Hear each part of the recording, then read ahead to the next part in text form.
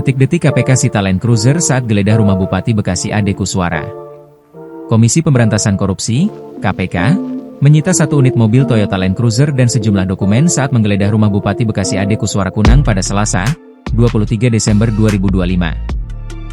Di rumah Bupati, dalam penggeledahan tersebut, penyidik mengamankan beberapa dokumen dan juga satu unit kendaraan roda 4 Land Cruiser, kata juru bicara KPK Budi Prasetyo di Gedung Merah Putih, Jakarta, Selasa, 23 Desember 2025. Penggeledahan tersebut terkait dengan penyidikan kasus dugaan suap terkait ijon proyek yang menyeret Bupati Bekasi Ade Kuswara.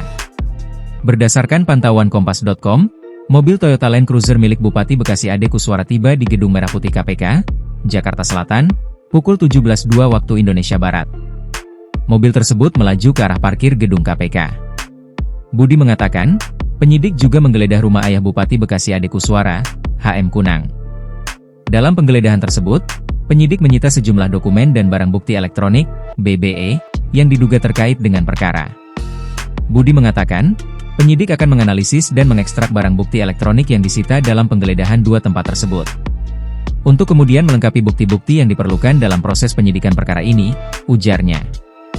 Sebelumnya, Komisi Pemberantasan Korupsi, KPK, menetapkan 3 orang sebagai tersangka terkait kasus dugaan suap terkait ijon proyek di Pemkab Bekasi pada Sabtu, 21 Desember 2025. Ketiga tersangka adalah sebagai berikut.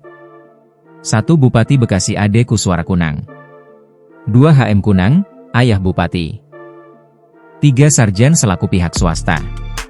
Atas perbuatannya, Bupati Ade Kuswara bersama-sama HM Kunang selaku pihak penerima disangkakan pasal 12A atau pasal 11 dan pasal 12B UU Tipikor Jo pasal 55 ayat 1, pertama KUHP serta pasal 5 ayat 1, huruf A atau B atau pasal 13 UU TPK Jo pasal 55 ayat 1, pertama KUHP.